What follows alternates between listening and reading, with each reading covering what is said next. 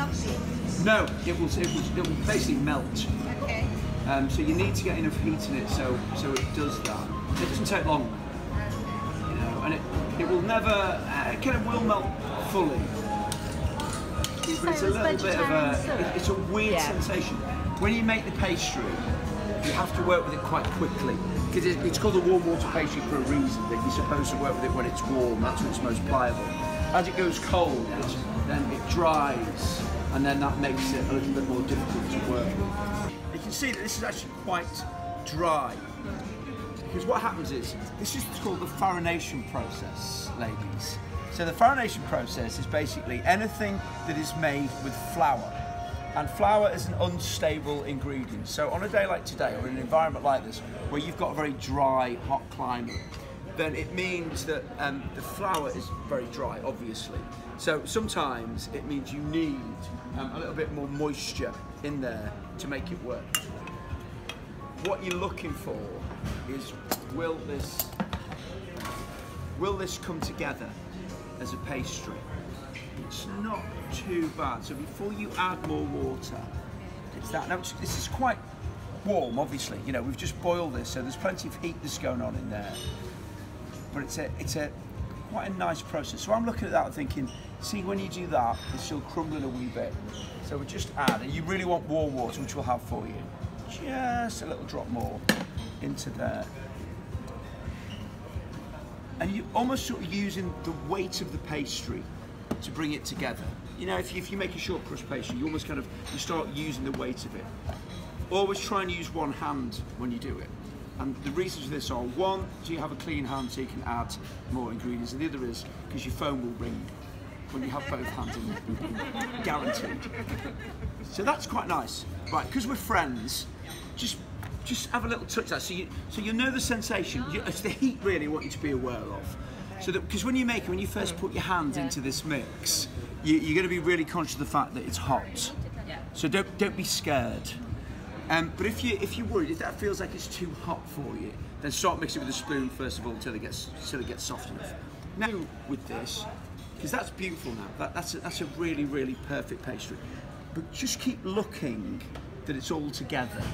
Yeah, you don't want it to still have little clumps of flour in there. You need to make sure that it is a proper dough. And then you can either, the more difficult way of doing it is to roll it. Okay, so you put it on your board, a little bit more flour onto there, and roll it out. What I think is the easiest thing to do is treat it like Play-Doh, treat it like modelling clay, and just get your pastry, work it with your hands, and then press it into here. Because remember, what you've got in the middle there, whilst that's kind of quite lumpy, that is the inside. So you're never going to see that. You know, the outside, obviously we're pressing against a flat surface. So that is going to be beautiful. And you want it to be as thin as you can make it without having any holes in there. Do you need to loop that up with anything?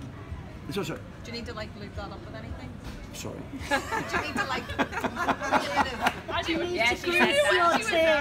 She's a technical term. But it's a loop yes. it up. Yes. We have greased it. Okay, greased it. Because if thin on stick, you don't need to. Okay. It will come That's off. a As thin as you can.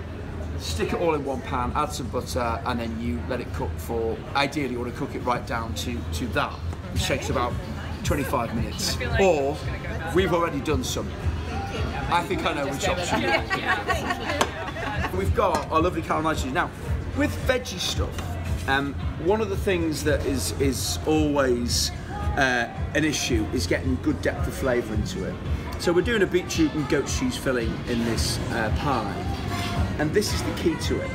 In the same way that with Indian food, then the depth of flavour in curries is all related to the onions. So the deeper the flavour, the more you cook the onions, so the sweeter they are, then the better the flavour is going to be, in my opinion. What we tend to do with onions are incredibly high in natural sugars. But what we all tend to do is when you cook an onion, you get the pan nice and hot, you add some oil in the pan, you cook it till it's soft, go right, I'm done. But you're missing out on loads of flavour. So if you cook it really slowly, which is what we've done here, slice them nice and thinly, cook them in butter so they don't burn, and just let them cook, let all this natural sweetness comes out, you get such an amazing depth of flavour in there. How long would that take from that to that? If you're lucky, 25 minutes, realistically 40 minutes. The thinner you slice them, then the more quickly they'll caramelise. If you've got big chunks, obviously it's going to take longer for that heat to break down. But it's all about doing it really, really slowly. Our lovely beetroot. And you can, if you want, you could caramelise the beetroot. You can stick it in the little oven and do that. Nah, we're not going to do that. We then add our lovely caramelised onions, and then our goat cheese. You just want to break into Any particular goat little cheese? pieces. You want a softish one, but it doesn't really matter. What you don't want something that you get some brie style goat cheese. You don't want that. You want something that will hold up when it cooks. So something that is, you know, like this is sort of cream cheesy in texture, or some of the harder ones that are more cheddary. They'll be better when the heat goes through them, and they're going to hold up in really, really well. So that flakes into there. And flavour-wise, that's just delicious. Just picking thyme. So it's a really beautiful herb, but it's a pain in the backside picking it. And there's no simple way to do it. When you're lucky and you have really hard, woody stems, then you can just run your thumbnail down them and you can pull off. Because these are quite soft stems, if you get a little bit of the stem in, it's not a massive issue. It's not going to be an unpleasant eat. And you are literally, it's lovely. It's such a great smell time. And it goes beautifully with earthy flavours like the beetroot. Then it's a really, really good flavour to go in there. And beautiful aromatic. It's a really nice thing. If we were going to roast the beetroot, then I'd roast it with a big load of thyme in there. It's my gig, so stuff you. That's as much as I'm doing. And then when you stir it, you don't really want to break the cheese down too much, but you want to make sure, because obviously what happens when you caramelise the onions, they become a little bit sticky, so they're holding together. So it's making sure that the onion separates out, so you get this lovely mix. I mean, just pass it around, have a little smell, because that is delicious. So you smell the beetroot, the goat cheese, the thyme. It's lovely. But because thyme is quite earthy, and the beetroot is earthy, and the goat cheese, because it's got that slightly ammonia flavour, then again that has that sort of earthy quality. That's why thyme is the perfect complement to it.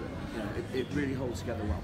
Then, now very quickly, this pastry stiffens up.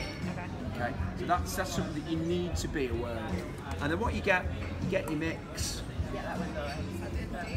and then put the mix into the pastry. Make sure you push it down well, so you don't have any little gaps in the corners.